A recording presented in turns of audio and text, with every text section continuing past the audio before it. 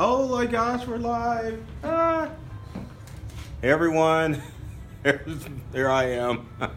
Hi and welcome. We're talking, what are we talking about today, folks? Talking about 6 tech tips and resolutions small businesses should make in 2019 and keep them. I mean, we always make resolutions for everything else, right? We make resolutions to lose weight, make resolutions to be more organized in the new year. I mean, we make resolutions for everything, but we rarely talk about our technology and what things that we should improve upon as far as our technology use.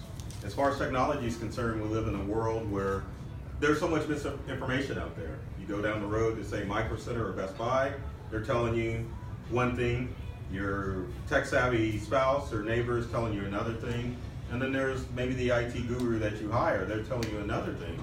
So what is it that you should exactly do as far as technology in your life is concerned? Because we all have our conflicting ideas as far as what's right, technology use as far as business and even home use. So before 2019 comes up, we all need to get together and figure out what things we should do as far as our technology use to make sure that we're not having to call individuals like myself, right? And make sure that your technology is problem-free. Because at the end of the day, as far as technology is concerned, we all just want it to what? Work. Byron said it, work. So number one, my resolution is that you have to be kind to your data. And what does be kind to your data means? Well, that's understanding that your data could disappear at any moment, right? All tech devices fail. Smartphones fall in the toilet. People drive over their laptops. I've seen it. And then the storage devices on your gadgets fail. Doesn't matter if you have a Windows or a Macintosh computer. That drive or that hard drive or storage device is going to fail. So you've got to be kind to your data and treat it like a baby and make sure that it's going to be around when you need it, because our tech devices are around so that we can have access to our data. So there's several ways that you can be kind to your data. You can get an external hard drive, right? External hard drive are nice devices, but everyone uses them in the wrong way. An external hard drive is mainly or only supposed to be used to back up your information. You do not want to use an external hard drive to store data exclusively. Never. Same thing with flash drives, right? Yes. Experience? Yes, and I've had it happen too. I didn't lose any data, but I've seen multiple flash drives fail over the years. And same thing with external hard drives. In fact, that's one of the #1 calls we get at Integral is that, hey, I've got a hard drive that's failed. Can you retrieve the data off of it? In some instances we can. A lot of instances it has to be sent off and recovered. You can also store your information to what's called a NAS, or Network Access Storage Device. Now NAS is great because basically it's like a humongous hard drive. You can't carry it with you, but it stays either in your office, your home office, or in your home. But the way a NAS works is it gives you probably 2 or 3 times the amount of storage space that an external hard drive will give you. And it allows you cloud access. The model that's shown on the screen here is Western Digital's My Cloud backup series. And so you can have that store all the information from all your devices on one device, but then also you can use the MyCloud or any NAS device to access your information from anywhere in the world, because it essentially sets up a portal so that you can log in and you can transfer documents back and forth like you would, say, Dropbox or OneDrive or Google Drive. Now, NAS aren't cheap, but if you pay the monthly subscription for, say, Dropbox or OneDrive, it can equate the cost of a network access storage device. Now the challenge with a NAS, with the large storage, is that you have to back up the NAS too.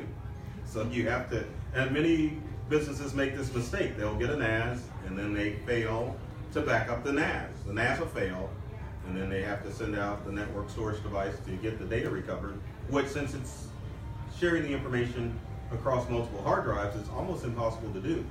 So you got to back up the NAS if you get one with just a regular old external hard drive. Oops, I went far. And that's a $50. Is that? Yeah, I think that is a Western Digital MyBook. No, it kind of looks like a Seagate. But anyway, for a terabyte of storage, $50. So I mean, it's worth getting a backup. And then the two programs that are in Windows computers and Macs that allow you to back up is Windows has a program, Windows 10 computers and Windows 8 computers have a program called File History. All you need is a NAS or an external hard drive, and you can tell Windows File History to automatically back up your stuff anytime that drive is available or anytime you plug it in. And it'll just continue to back up information until it's done backing up that information. Now, Byron knows, I hope you know, okay, I'm gonna make you guess. So what's the backup for Mac? To an external hard drive. Come on, you gotta know this. You're a Mac user. What, besides external? Well, no, what program in Mac allows you to? iCloud? No, it ain't iCloud. What is it? Time machine. There it is, Time Machine. Come on, Byron. That's the name. I know what you meant. Yeah. Oh, here we go. Yeah, I knew what you meant. I know what you meant. Yeah. But Time Machine obviously is the Mac backup, and it's obviously superior than Windows backup because Time Machine will just keep multiple backups of your information until your drive gets full, or you can tell it to erase the older information once your drive gets full. I think it self-purges also. Yes, it also self-purges. And the great thing about Time Machine as far as getting a new Macintosh device, once you turn on your Mac, it'll automatically ask you to restore your information from a Time Machine backup.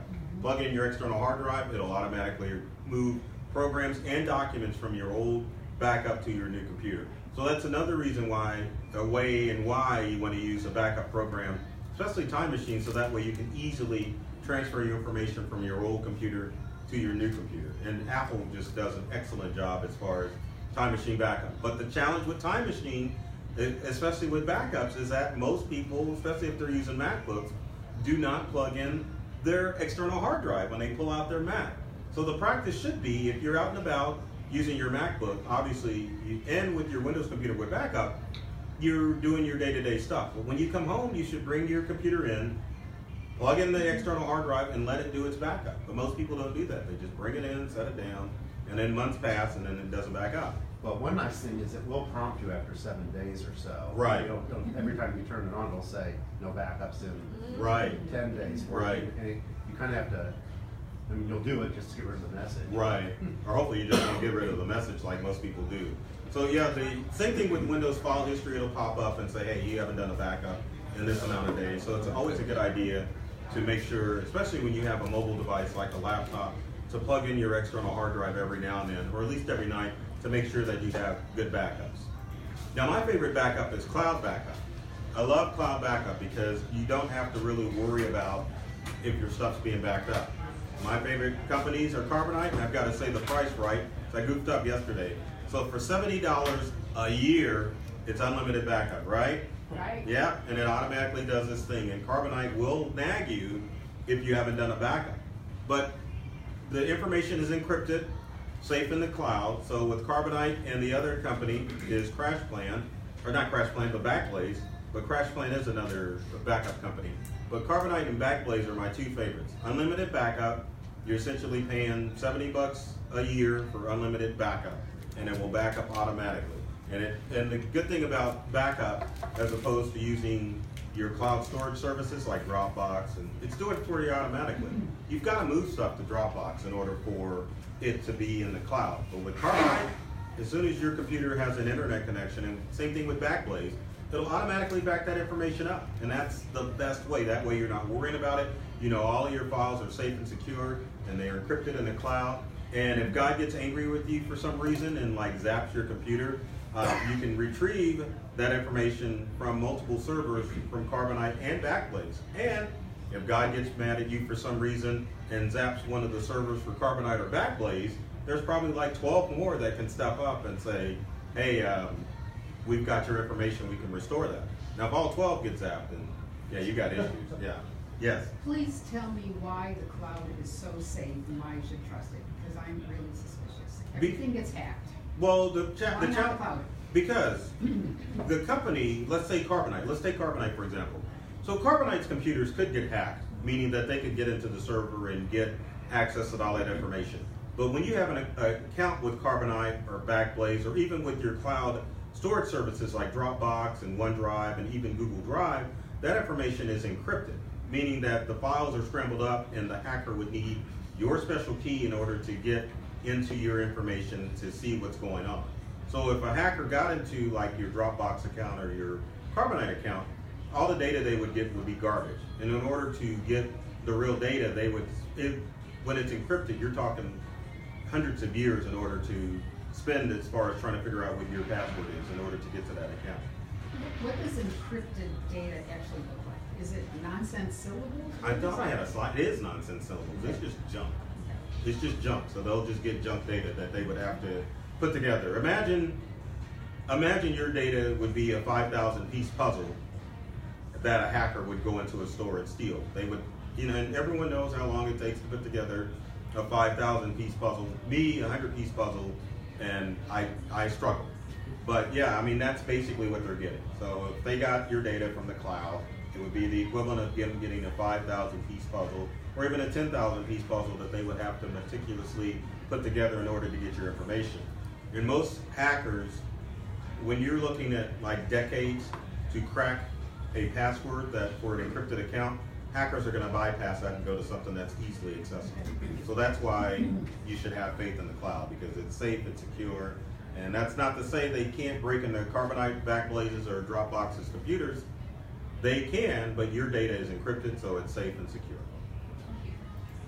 Also, mobile device backup is important, smartphones and tablets. iPhone users, obviously we all know what we have to do with iPhone, right? Pay the 99 cents and let Apple do the stuff.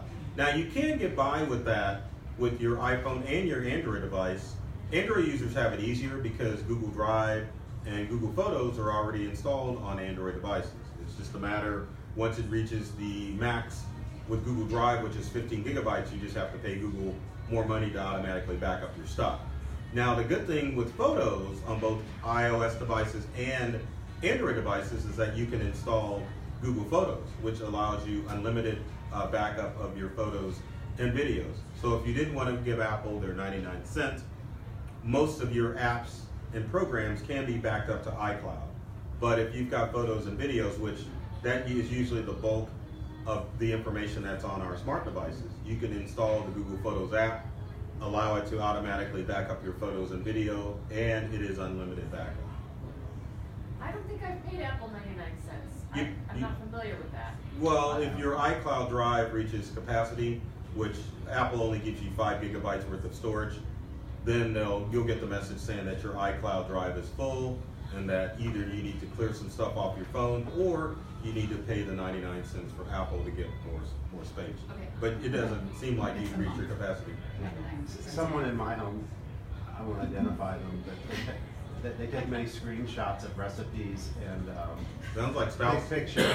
Can't say that. Oh, okay, yeah. But it's not hard to get the limit. Right, exactly. And honestly, the 99 cents is easy, but It's makes easy for for an accumulation. Right. The paying the fee for Android backup and for iPhone backup is easier for individuals because most individuals are just storing photos and videos, and so it's just more convenient to pay the fee from Apple rather than trying to finagle and free up more space. Or you can download Google Photos. But the challenge is most people, when they discover Google Photos, their phone is already maxed out. So it's just easier to pay the money from Apple and have it backed up.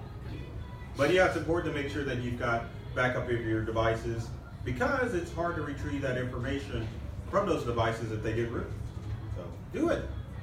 I've talked about iOS backup. So keeping your account secure, number 2 resolution, good password, and I don't know if I've got my book. There's a book that I found. I'm going to take a quick look and see if I have it. But passphrases are the things that you should go with as far as doing a password. And I found my book. I was given this book at a Missouri Bar Association, and I forget the author, poor guy, I was going to give him a shout out. But anyway, this password generator book, it uses dice that you can roll and figure out passwords. But if you don't have the dice, you can just get the book to make good passwords. So the way it works is it uses everything that's in the English dictionary as far as creating a passphrase. And I think I even have a slide for, nope, that's data encryption. There's encrypted data. So that's kind of what it looks like. Yeah. But anyway, back to the password deal. To create a good passphrase, you just use 2 words. So you could use like sticky cannon 2019 or wooden giraffe 1969. So those are passphrases that are easy for you to remember for all of your online accounts, and then you can remember them, and then also it's just easier for you to generate a nice secure password, because your passphrases are normally going to hit the 16 character limit that most companies want you to use. They always want you to use at least 8 to 16 characters, a special character, and of course a number and a capital letter. But a book like this, Passphrase book, you can just basically open to a page and say, okay, I want to use drizzle, and then turn to another page and put taxi. And that creates a passphrase for you that people aren't going to be able to figure out, because it's not, with passwords we always gravitate to stuff that we remember, which is probably personal information like Fluffy, your dog, or Fuzzy Wuzzy the cat, or spouse's birthdays, or things that you like to do. And with social media, we're probably posting all that information out there that hackers are gathering up. But a good passphrase allows you to create a secure password, and it's not going to be something that's going to be easily guessed. So you can check this out. Oh, that's a good question. I don't know who the author is. Just use the dictionary. You can use the dictionary too. But yeah, you can use the dictionary. Or any book you have on your shelf. I forget the guy. See, his name's not even in the book. Oh, here it is. Or not. And you can get the dice and the mouse with the book. But anyway, yes, this book is on. I know. Why didn't he have a name in it? I don't know. How brilliant, though, to be able to write and market that. Exactly. You could use a dictionary. Exactly. Yeah, exactly. But it's got dice that go with it, so it makes it fun. So you can make a game out of it. So you can roll your dungeon dice, and then it'll tell you which book and which page to go with. Obviously, some nerd who plays Dungeons and Dragons designed this, so I didn't come up with that. But passphrases are the things that you should use. And obviously a good password keeper that you can use would either be Google Chrome, your browser, because Google Chrome will keep all of that information, and yes, it's secure. Just use a strong password. Don't use Fluffy for your Chrome account and then expect it not to get hacked. But you can also use LastPass, which is my favorite free password vault or password generator. It'll allow you to keep all of your secure accounts, passwords in one place, but then it'll automatically log you on through your different devices. So on your desktop or laptop, you can install either the Chrome plugin for LastPass, or you can install the program LastPass, and then on your smart devices, you can install LastPass too. Once you put your account credentials in, it'll automatically log you on all your devices. And it's safe and secure, and LastPass will make you make a strong master password. You have no choice. It'll just say, do it. And then if you don't have this awesome book, LastPass will also generate passwords, secure passwords for all your online accounts. And it's safe and secure, encrypted. So if someone gets into, if you give out your LastPass password, you're done for. But if LastPass gets hacked, all that information is encrypted. Speaking of which, what is data encryption? So basically, it scrambles your data so that hackers can't get a hold of your information. And it's built in to all of your devices. Yes? Question on that. Mm-hmm. There's a lot of color coding on there. Is that literally what it looks like? No, it just Okay. looks like garbage. Okay. But that just kind of, for the graphic, that's what it looks like. Okay. And you can read words on that too. But Yeah, yeah, you can, because yeah. I was thinking, No, it's just numbers, gibberish. if they're all color coded. Right, yeah, it's not color coded Okay. like that. That's just for the graphic. Yeah. But I mean, that's essentially what encrypted data looks like. Right, okay. So it's built into all of your devices. So if you're a Windows user, which it looks like we've got two sides of the room, so we've got the Mac users over here and the Windows users, right? I'm a Mac user. Are you? Oh, you're Yeah, just both so. sides. Okay. So in Windows, you can use BitLocker, but you have to have Windows 10 Professional. If you bought your laptop at Walmart, your Windows laptop at Walmart, it ain't got it in there. It's something that you have to buy professionally. So if you got Windows 10 Professional, and I would highly recommend if you're a mobile user in your business, you need to encrypt your data. And it's just a matter in Windows to just go to BitLocker, turn it on, and then it'll automatically scramble that data for you. It takes about a couple hours, but then it'll encrypt it. Mac users, you can turn on File Vault. If you turn on File Vault, it'll automatically encrypt your data, and it's highly recommended that you encrypt your data on your MacBook, especially if you're carrying it around, because if someone steals your MacBook, they get a new shiny Mac, and it sucks you got to buy a new one, but at least they're not getting into your online accounts, because with most of us with our laptops, we have everything auto log in, like passwords and all that stuff. So if someone gets a hold of your device, they're going to have access to all of your accounts. But FileVault and BitLocker in Windows will keep that information safe and secure. And then with your smart devices, it's pretty darn simple. You got an iPhone, you just put a password on it. That data is automatically encrypted. Same thing with Android. All you have to do is put a password on your Android device, and then the data is encrypted. Well, you can basically do that on your laptop as well. Well, we can put a password on it, but I can crack a password on a Mac and a Windows computer. It doesn't encrypt it. All you need is special software to remove the password. You're in. And they publish tools like that any person can utilize to get into a Mac or a Windows computer as far as bypassing the password. That's why they're recommending data encryption, because once you encrypt that hard drive on your Windows or Mac computer, it's virtually impossible to get into it. So if I steal your MacBook, Byron, all I get is your shiny MacBook. I'm not getting your personal data. Yes. I'm going down a rabbit hole here, I'm sure, but how does that work? What kind of device do they use to bypass A password? No. Your password? Well, there's software. It's all software driven. So you can, for Windows computers, there's a password recovery key called Windows NT Password Recovery, and it was made for the intent of people who honestly forgot their Windows passwords. The whole idea is it uses Linux software. You go in, you go find the account, and you unlock the password. But it boots from a flash drive as opposed to going to the hard drive. Same thing with the Mac. With Mac, you can just tell it to boot to a Mac boot up disk, and then you can type in a specific command and it'll unlock the password. The idea is for people who forgot their passwords to get into their computer. It wasn't intended for cyber criminals or criminals to use, but obviously if someone wants to get into your stuff and it's on the internet, they're going to use whatever tools are necessary. So that's So why. if you've lost your password to get on your computer, you could take it into someone like you, Mhm. and they could use this tool to Right, exactly. open it up for you. Right, exactly. But if you lost your password or some hacker doesn't know your password, then obviously they can use it too. Yeah. So there's the password managers. I recommend the one with the key lock is OnePass. LastPass is the icon for the one in the middle, and then there's Dashlane. Now all of them cost, but for the price of free, LastPass offers you the most features. Because OnePass and Dashlane will only do one device. LastPass will do all your devices for free. I don't know why. That's just the way it's set up. So What that's, about keychain? oh, Mac Keychain? Yeah. You can use Mac Keychain in order to save all your passwords too. But remember, Keychain is for Mac. Those Right. are designed with For- Windows users in mind. Or if you have a multi-device setup. So let's say you have a MacBook, but then you decided to get an Android phone. Keychain's not going to help you in an instance like that. But I remember doing Well, I'm just saying, but there are users out there that do. So that's why you have software Okay. like that. Yeah. So if you have a cross-platform. Okay. So. Show your devices some love. So if you're working mobile, well actually, period, if you're a Windows user, you need to be using Windows 10, right? Surprise for you Mac users. Who's downloaded Mojave? One person? Here's the key with Apple though. I know you have to worry about, is Mojave gonna work with your old software?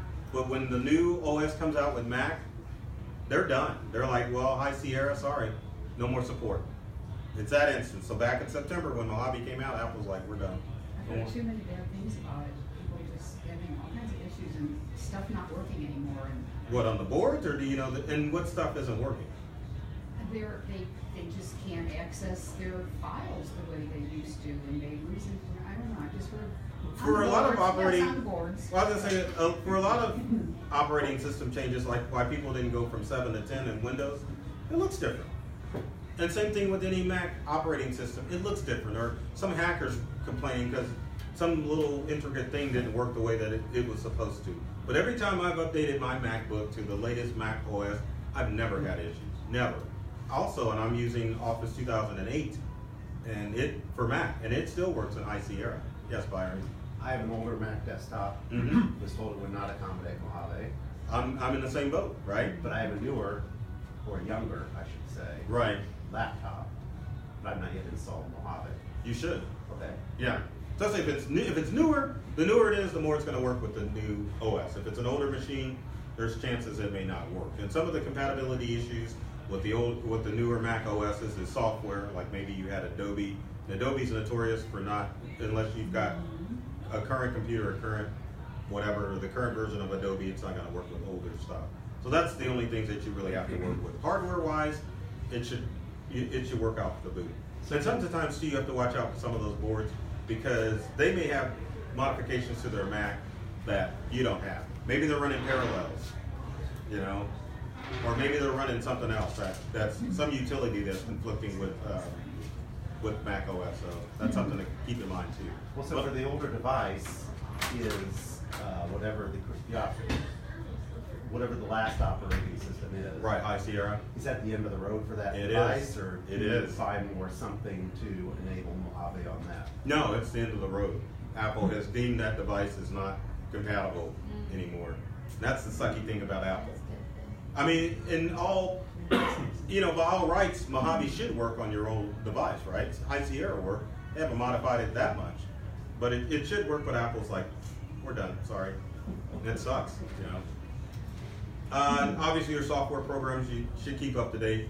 My recommendation, I know the Mac folks that are in here, maybe we're using Pages, Numbers, and Keynote, but I like Office 365. I think it's awesome. Works on Windows and Mac. I think it's the best Office suite out there. So with Office, if you have Office 2007 or older, you don't have any support. But with Mac OS 2008, I think it's still supported by Mojave. I know it's supported with High Sierra, but just to make sure you have the most compatibility and security, might as well pay the $6.99 a month or $9.99 a month and get Office 365. Same thing with Adobe. Adobe, I think if you've got CS5 or CS6 is still supported, but most users have to go to Creative Cloud, you know, which is the paid subscription service. And then obviously with your smartphone, you want to keep it up to date. iOS users should be using 12. Android users should be using Pi. And antivirus software too. Apple users, I went too fast, didn't I? XProtect is built in. So use XProtect, which is automatically built in the Mac. You don't need any extra Mac software. That's the great thing about it. So if you're using Norton or any of those programs, take it off. It's built into your Mac. Same thing with Windows. Windows has Windows Defender. So if you've got Norton, Kaspersky, any of that junk, just take it off. And I hope you two aren't 3 or 4, because you're all Mac users. You don't have any antivirus software installed, right? No, I have AVG on my. Oh my gosh, take it off. No? No, nothing. What version of Windows are you using on that AV? Is it your Mac you're using AVG? No. It's a Windows computer. Windows. What version of Windows do you have? I don't know. Oh, I would still take it off. Because back to Windows 7, Windows 7, Windows 8, Windows 10 have Bitdefender or Windows Defender built into it. So you can take AVG off. Basically, you're probably getting the alert saying, hey, if you need more protection. Yeah. And that's the whole idea, is to trick you into like buying AVG. So just uninstall it. Slows it down a lot too. Yeah, it does. It can block the internet as well. Social media, we were talking about this earlier, but yeah, get busy on social media. Like we're doing it now, we're doing Facebook Live, the camera's still rolling. So the whole idea with social media is telling your story. You don't want to advertise on social media, so tell your story on social media. That's the whole goal. So if you've got your own company, you want to tell your company story. If you're an individual, a solo business user, tell your story. That's the whole idea as far as the endearing people to you. If you put advertising stuff out there, the algorithms on any of the social media platforms are going to push it down. But if you're sharing warm and fuzzy stuff on any of the social media platforms, and the algorithms are going to let your post be seen by a wide variety of people. So, for example, on Facebook, when you type in congratulations on a post, what happens? Get the blue? Confetti, I think Great Day does that, but there are several key phrases that Facebook gravitates, and those posts get pushed up more. 5, if you got a website, optimize it. No excuse, you got Wix, you got Squarespace, and you got GoDaddy, all cookie cutter tools that most web designers hate, but for the average user, they're so easy to use. And as far as ranking, as far as your website, it's all text. Whatever the text you have in your website is gonna push that ranking up. So it doesn't matter what you use, but you definitely want to have a professional looking website because it's gonna get you more business. So work on that. And then finally, you wanna set boundaries with your technologies in 2019, because we all are looking at our devices and doing stuff we shouldn't do when we shouldn't be doing, like when we're having conversations So try to set boundaries in the new year as far as using your technology. I usually pick one day a week to do a day of unplugging, and that's Sunday. And so I just make sure that my device is down. I maybe make one post for Sunday, and then I let it go. And then I just respond to all the responses on that Monday. But you can pick your own day to make it a non-tech day. Maybe if you're not working in the evenings at home, you don't check any of your devices and get on. And the same thing with your family. Dinner time obviously should be a non-tech time. Bedtime, if you've got young kids or grandkids, make sure they're not using technology 2 hours before bedtime. But as far as meeting, FaceTime is good if you've got relatives far away, but when you can, interact with people face to face.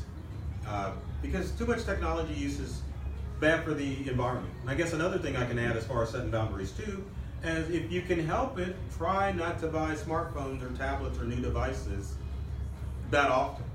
Get what you can afford, and as much as you can afford when you buy a new device. That way you're not having to upgrade, you're not having to produce new laptops, new RAM, and hold on to it as long as you can, because the CO2 emissions from creating a new smartphone equals the CO2 emissions for a smartphone or a laptop use over a 10-year period. So hang on those devices, but make sure when you buy a new device, make sure you're getting as much as you can afford. So obviously all the Mac users in here, you're getting, you know, the creme de la creme when you buy a new computer. Windows computers, most people equate a good, it's always the bargain deal with a Windows computer. Well, I saw this $300 laptop for Black Friday, that's great. It doesn't always work, so yeah. So that's it. Any questions? And how are we on time? Are we over? We're doing great. You're right there. 12:58. For no time. On the line of technology, what are your thoughts on, there's a debate on retail and online and offline. Right. Where do you see it going? I mean, we're all social beings. My theory is that retail is never going to go away. I agree. I don't think retail is going to go away because people want to look and feel their tech devices. That's kind of why Best Buy has stayed around for so long, because people like to go in, they like to touch their devices and see it in action, rather than taking a chance and getting it off online and not getting what they paid for. But obviously online makes it more convenient, and there are some people that don't mind that rush of ordering something online and getting it delivered directly to their doorstep. But I think with technology devices, you really do have to see it in action. Obviously, that goes with smartphone or smart TV or flat screen TV resolution. You can't tell the resolution by looking online at Amazon versus going into the store and looking at it. Same thing with smart devices. You can't tell the resolution on an iPhone or an Android phone or on your laptops by reading the specs online. You've got to look at it and see what it's doing. Yeah. But I will say that you do need to look at your specs when you buy technology devices. So with your iPhones and your Android phones, you want to get as much storage as possible. You want to get at least 64 gigabytes minimum of storage space on both your Android and your iPhones. And then you have to watch out with the new Macs that are coming out, because they are trying to force you to go to the cloud. Most iMacs or MacBooks, and some iMacs are coming out with solid state drives, which don't offer the storage capacity like a standard hard drive does. So you really have to be careful when you're looking at the solid state drives. I think most MacBooks are 512 gigabytes of storage, and what many Mac users will do is they'll start using the external hard drive as opposed to trying to store it up in the cloud, and that just causes issues in itself, because if your external fails, you lost your data. So you really have to watch out for that. And you have some Mac users that are going with older Macs as opposed to going with a brand new Mac, simply because the storage is not there. So, because like Byron, don't you have a solid state in your MacBook? And what year is yours? Do you know? My MacBook Air is at least 3 years old. Okay, you got an Air, so it's got a solid state in it. Yeah. You have an Air or a MacBook Pro? Yes, MacBook Pro is 2 years old. Oh, okay. So it's kind of waffling. I don't know if it's solid state or not, but the new ones are starting to become more solid state. If you're not using programs like Keynote or Numbers or whatever, can they be deleted, or are they taking up so little space it doesn't?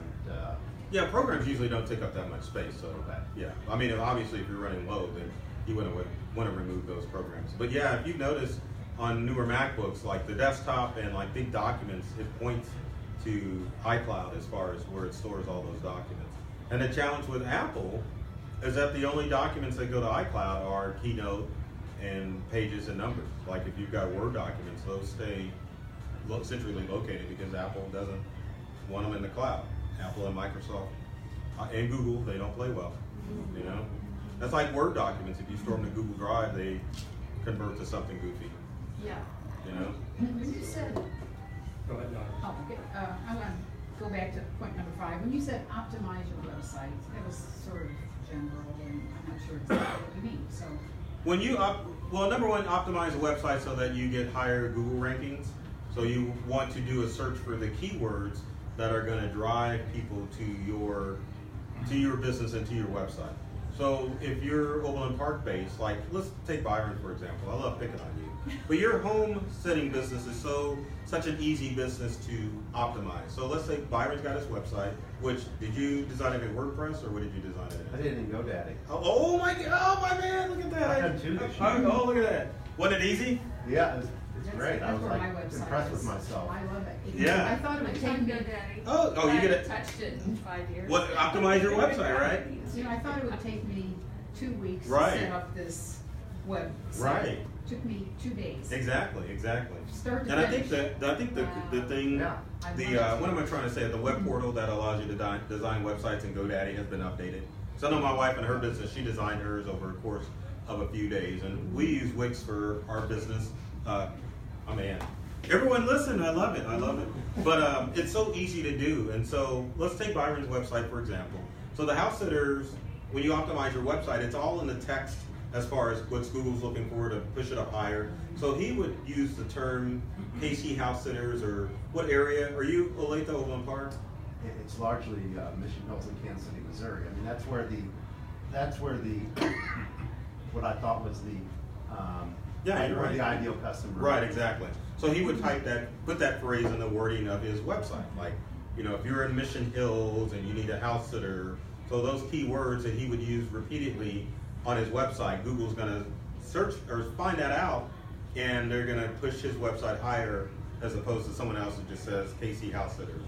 It's gonna get low rank. So what you would do with Google as far as website optimization is that you would go to Google, type in a phrase or phrases that your customers would use to find you, and make sure that those phrases are in the text of your website, so that when people do a search, those key phrases will help push your site to be higher. So in my example, I describe a service area, right? I think I call it Main to Metcalf, 47th to 127th Street. And I think what I'm hearing from you is I should really say Prairie Village, Overland Park. Yeah, you want to listen. Yeah, you know, our house Kansas is City, Missouri. right. Because nobody's gonna enter, I live between 47 Right. and 127. Well, Right. So yeah, you definitely want to put the neighborhood. So if you're targeting Mission Hills, Prairie Village, you want to put it. We offer services in the following cities, and then you know, and then KC in this area, I don't know, regardless where you are in the metro area, KC really pushes it up. But if you're if you're in Overland Park, you want to put, or whatever city you're targeting, be sure to put those cities in and with your key phrase. So he's got house sitters, so he would obviously use house sitters, hopefully as the domain name, but also in the text of the website. And of course, for SEO optimization, Wix does an excellent job as far as SEO optimization, as far as your title bar on your website, but I'm sure GoDaddy offers that as well, where you can go in and optimize it. But text is the main thing. So, and then obviously, as far as optimization too, you want to get away from those old school designers. Like I know for a while, like Microsoft Publisher, you're gonna laugh, was what we designed our company website in.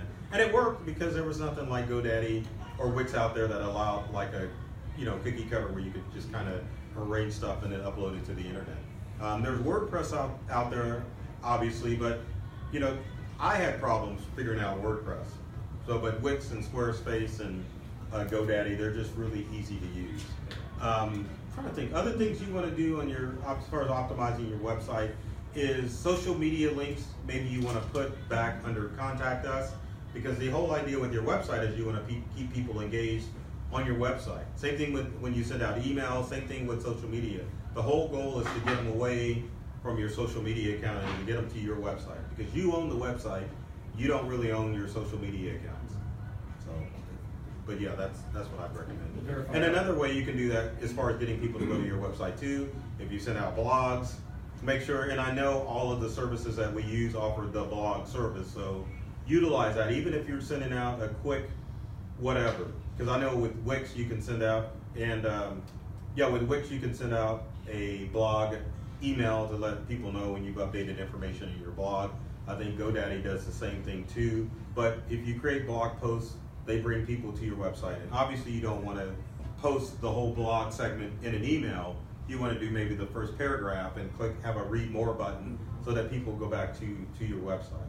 But the other offerings, and I don't know if GoDaddy offers it, but you should look. Wix offers it. Wix offers online booking.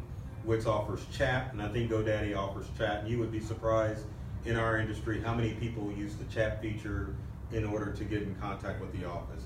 It's pretty amazing. And I'm trying to think what else. There's chat, there's booking, obviously there's the blog feature, but that's what I mean as far as optimizing your website so that, number one, it gets higher Google ratings. Number two, you've got a way that the website is redirecting people back to the website. And number three, optimizing your website so that it's easy to navigate. People are able to contact you quicker by making sure your number is prominently displayed on all your pages.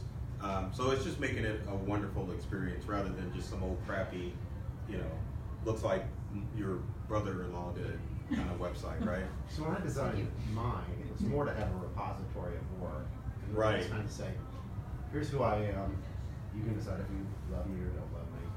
Here are samples of work. You can see the range of stuff that I do. Here's how to contact me. Right. So I met someone several weeks ago and met with this person last week who said, well, I can make you more findable. And, she went to a program and it's, $500 for the first 3 months and X dollars a month afterwards, $50 or something. And, she kindly showed me how I rank. I have I'm not very visible. Right. I'm like, well, that wasn't really my original purpose. I mean, it's always nice to be found. Right. But that really wasn't the initial driver. So I'm kind of, wondering, is this a worthy expense? Can they really do that?